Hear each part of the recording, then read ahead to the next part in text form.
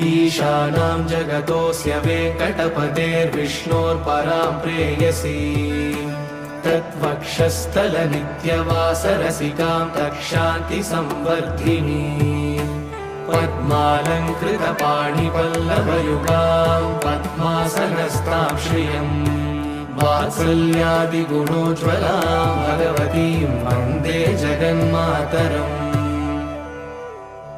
श्रीमन्कृपाजलनिधे श्रितसर्वलोकः सर्वज्ञशक्तनथ वत्सल सर्वशेषिन् स्वामिन् सुशीलसुलभाश्रितपारिजात श्रीवेङ्कटेश शरणं प्रपद्ये श्रीमन्कृपाजलनिधे श्रितसर्वलोकः सर्वज्ञशक्तनथ वत्सल सर्वशेषिन् स्वामिन् सुशीलसुलभाश्रितपारिजात श्रीवेङ्कटेश शरणं